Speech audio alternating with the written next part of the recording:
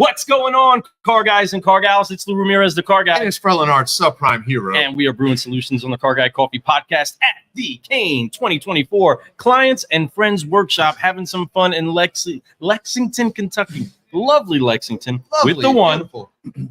the only, Bruce Bailey.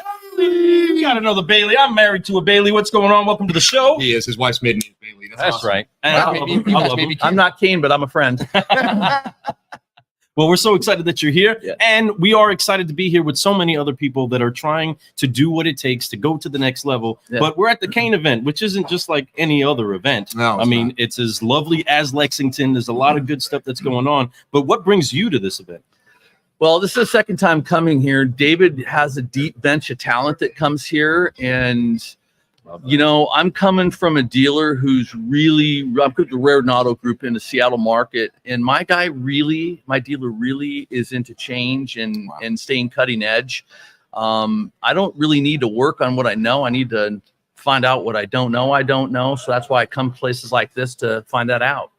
That's really smart. You know, coming to an event like this, you surround yourself with other like-minded people who are growing. And what's nice is that we all have room for improvement somewhere. And some people have more room for improvement here and others. But we get together with people who are efficient in those areas. It helps us lift up. Yeah. I believe you surround yourself with greatness, you become great also. And I think that's what this event's about. It's greatness surrounding each other to make sure we all elevate together. Yeah, we just got to be comfortable finding out what our blind spots are. And we need people around us that are talented enough and have enough brass to tell you about it.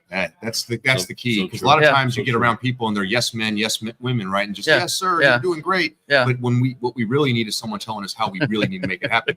A place like this will make sure you see that. They'll see what's the fault is, and they'll help you fix it. So I love that. That's so true. So Bruce, there's a lot that's brewing here at this event. It's, I mean, meticulously curated to be able to make sure that it has the right flow, the right feel, the right experiences. But tell us a little bit about you and where you're from, the dealership group that you're with, and tell us why it is that this ever had your attention. How is it that David found his way to say, hey, you need to be out here to you? Yeah, it's funny. I made it to my dealer. I worked for a consulting training group called the Cardone Group for many years. Never heard of him. He used to be in the car business, and I did a lot of dealers and worked with a lot of dealers in the Southeast. The group that I work for now, and I have happily for the past 7 years, was in a 20 group or is in a 20 group with this dealer. Our names were exchanged, and you know, I broke the cardinal rule and went to work for a client. I love this guy because he thought about leadership training. He thought about cutting edge. He was investing a lot into learning about digital retailing, you know, far before anybody else was. So it felt like it was going to be a really good fit, and it was. David Kain came along to us via the same 20 group in 2019. And he really started showing me how to do things in a more simple way. So if I got a book with 40 pages in it, David showed me how I could get that down to 2, 3, 4, 5 pages. Really? And that's exactly what David does. Yeah, and he really simplified things, and he really made me look at what would make us stronger. So he's been with us, embedded with us for a good 5 years. He touches virtually everything we do in the retail space. My job within the company is I'm the corporate director of the leads. So Greg Raritan owns them first. My team owns them second. And I'm also the director of training. So if you work on my team, you've had to, you know, been a sales manager. You've had to have a really good retail career, and you have to know what to do at the store level. That's amazing. You know, of course, you know, we want to put people in place that have experience and do that. But it's great that you're head of training, because that's a big, intricate part of what we do in automotive. The biggest fault that we have, I believe, and not at your store, obviously, you guys have people in place, but there's most stores, and I think you know this, most stores, that's probably where they lack the most. They don't have continual training. They teach them their steps, and then they put them out to the wolves, right, and see how it goes down. And then they just hope that they become better, and they may throw a video at them here every once in a while. You got You have to learn about your, the vehicles that you're selling. But when it comes to actual sales skills, especially in today's world, you need to update yourself, figure out what all the new tools and tactics are so that you can get better and be able to do that. And we see that across the nation. Lou and I were trainers and we're dealership development, but we train a lot. And we found that for the profession and the pay wage that we have, we're probably the least trained individuals out there. And that's kind of sad. Professionals go by far, I would say. Yeah, so those are great points, Lou and Fred. They're great points. We're hiring people now in our business that are our favorite people are college educated people. They're looking for a job. We're not looking for retail car experience anymore. I love that. It doesn't work for us. 100%. We train them once, and then after that, it's coaching. Yes. We coach them on what to do differently. And I want to be in their head while the play is taking place. I want them to be thinking about, how should I contact this customer? Do I send them an email because it's easy? Do I stop the clock, or do I pick up the phone and call them and go for the appointment right now? I've read the lead. I know what he wants. That's the I look at take one of our smaller stores, a Volkswagen store that sold 100 cars last month, 94, 95 cars. 71 of them were internet deals. And the guys on the floor, the team on the floor there are young college grad people that are doing what we're telling them to do. They got trained the first week. They're open to coaching. And to them, this is new and it's exciting. And they're not cynical about it. Right. And so it's all about coaching. And it's I love it. I love that you actually brought up the cynicism inside of it of where there could be something that does take out. I got to tell you something. Every company has cynics, and the easiest way to define them or see them is they're the people that have quit. They just haven't left yet. Hey! Wow! Realize that. I mean, because that's a so mic drop moment right there, but it's so. Yes, you know what? They're not really with you. They're not. They're not part of the team, and if they were, then you would see that they would be joyous and knowing that there is opportunity to be better than you were yesterday. And that's what it is. I love that you use the word coaching. I believe that is a word that we need to shift inside dealerships. Take away that manager role. You're not a floor manager. You're a floor coach. And if you coach people, you're going to find that, like you said, I love it. Be in their ear during the play. We don't just put them out there and hope that they do well. We need to make sure they're doing well. Matter of fact, if they're not, we could jump in at any moment. If we're there, we got to be those people. We have to let them know it's okay to take a turn. We're not going to dog you because you can't close that deal. We're going to be there for you. That's why we have a team. I'm in the seat where I'm at because I've closed a lot of deals. I'm here to help you be able to close that deal. Right. Yeah. It's your job just to get people committed, to get people there and get them excited about doing business at our store. Make them feel like that we love them so much that we'll do anything to help them. And that's when we bring in the leadership. A lot of times it just takes them saying the same words the salesperson said. They just got to hear it twice, right? But there's times that they can go in and completely rework a deal that a salesperson should not be able to do. They shouldn't sit there and work these types of numbers. It's not their job. Their job is to make them fall in love with the vehicle, have them fall in love with the process, and of course the dealership. And if they do that, the byproduct is the car deal. But we have tools. We have closers in the stores. We have floor coaches, and we have desk coaches, and we have, the head coach, which is the general manager, right? So you want to make sure that everybody's in play in everyone's ear, making sure that it's happening.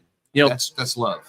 Fred, that's a great point. If I can get a general manager, a sales manager, somebody in a leadership role to meet a customer early, always, and suss out whether my new person, my seasoned person, whoever's with the customer is on the right track.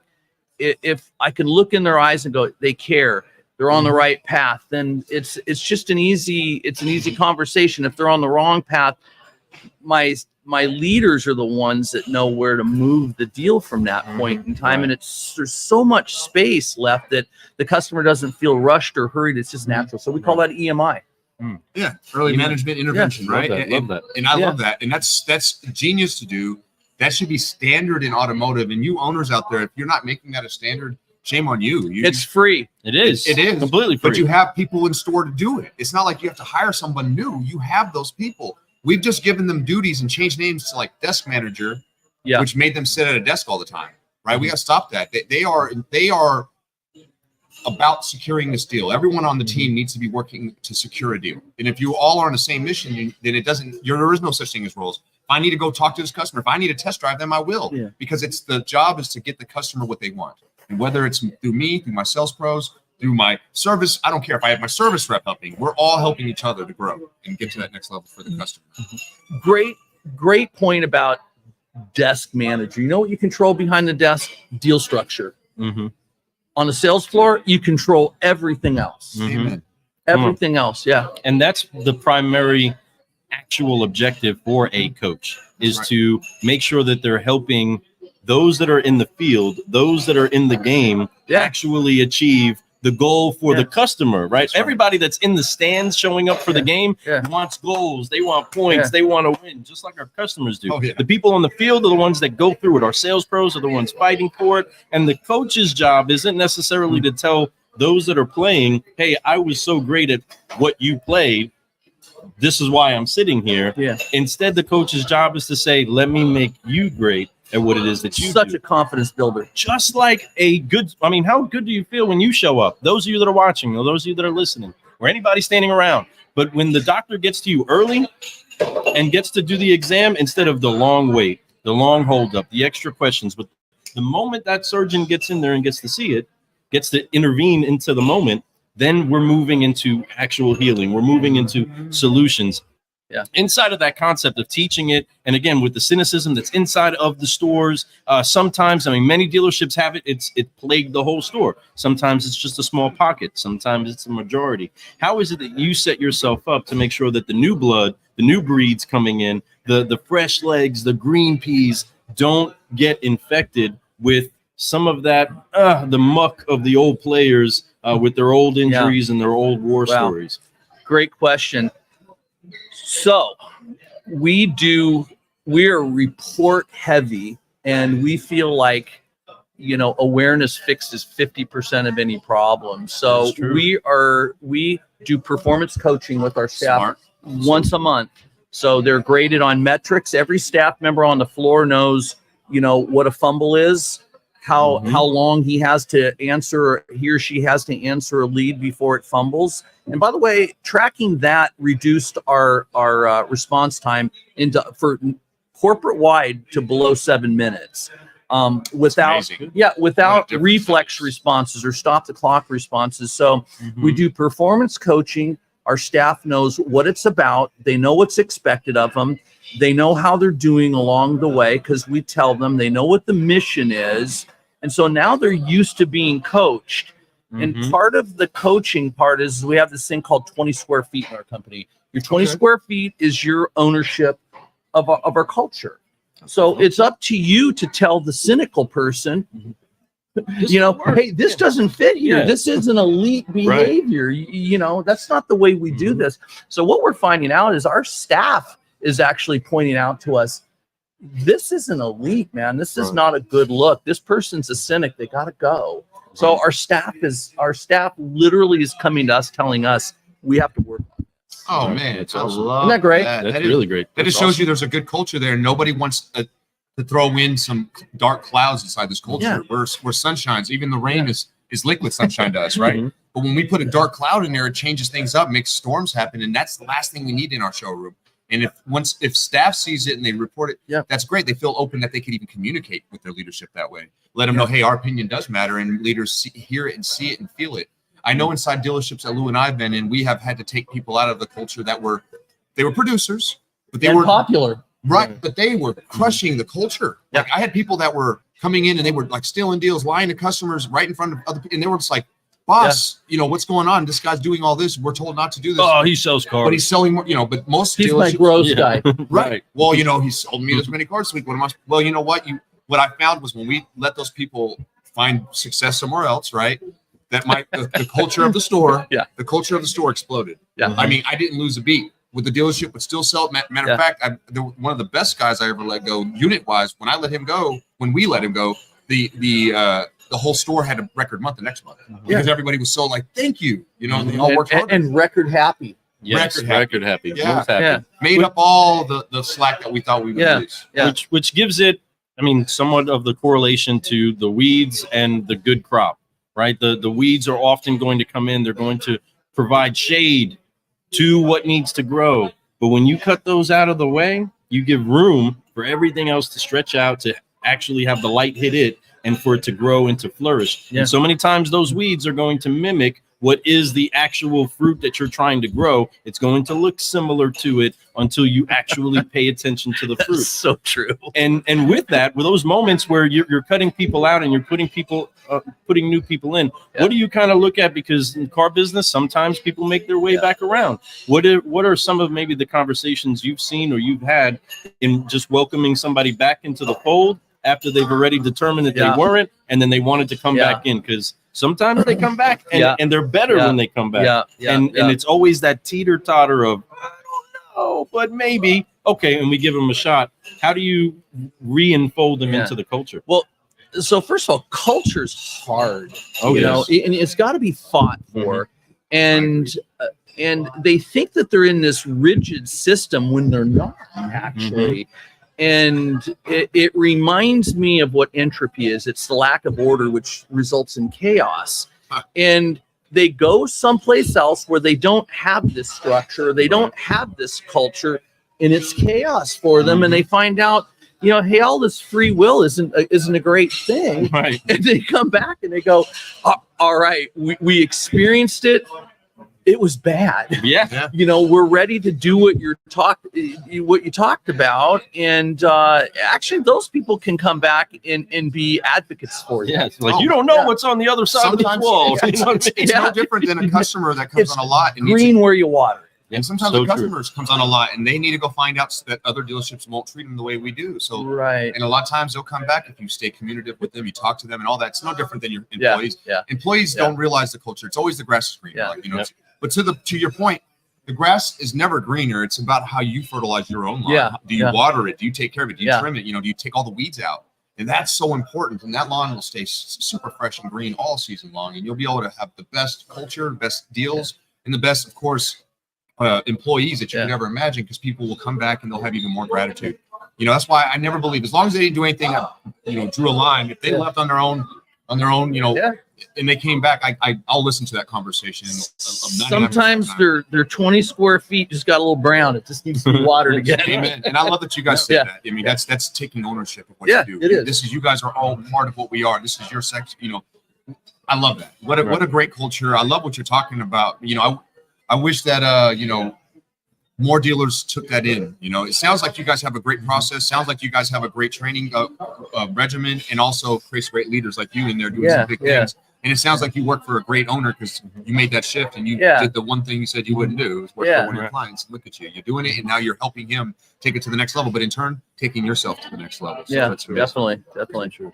And we never, for those of you listening or watching, we never want to diminish the value of those that are aged inside of our system, right? Some of the best steaks. I mean, we've experienced some great steaks out here, but some of the best steaks have had age applied to them, right? And you just have to be able to submit it to being able to cut, right? We're getting there. You got to cut away some of the old stuff, some of the bad stuff, maybe some of the corroded stuff, in order to get to what's juicy, what's right, what's ripe, what's good. And inside of that, what is it that you get when when you're at an event like this, where you see so many different ideas that maybe cut on some of your common practices, maybe cut on a little bit of maybe your older ways of thinking? What is it that you generally enjoy the most out of being almost corrected in your vantage point when you get to come to these events with so many great minds?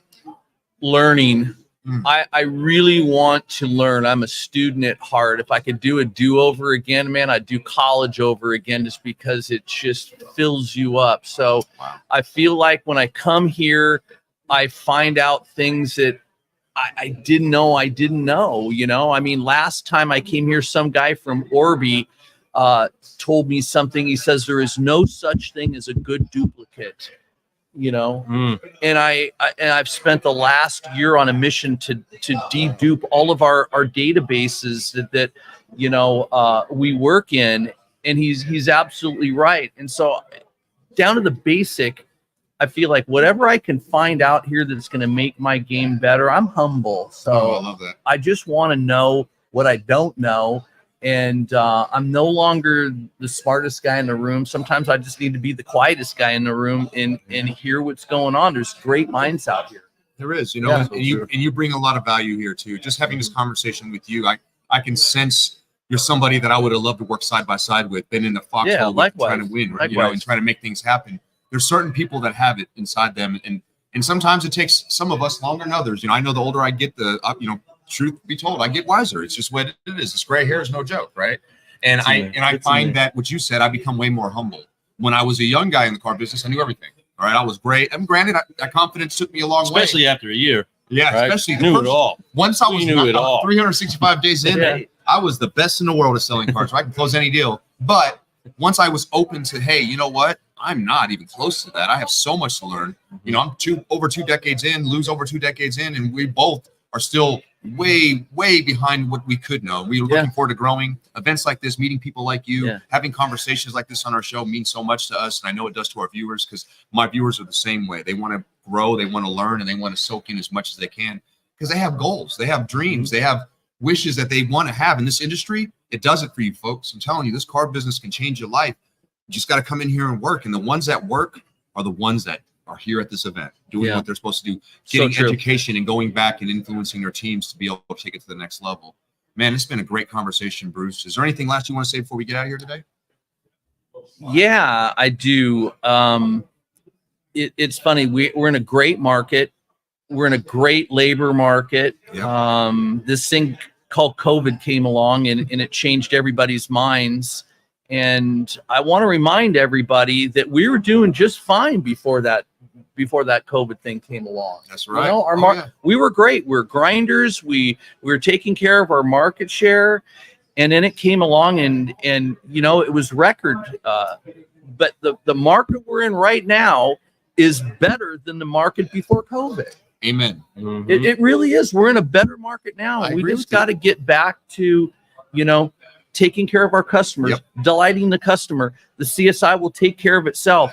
And then fill your rooms, your showroom floors with people that are young and want to work for you. And these college kids are coming out. This is a great job for them. It's hard to get a good job nowadays. And the car business is one of the best I can think of. Come on. A lot of people will come in this business. It's a great starter business to learn how to be a great professional, a business owner, and all these things. We teach you those things.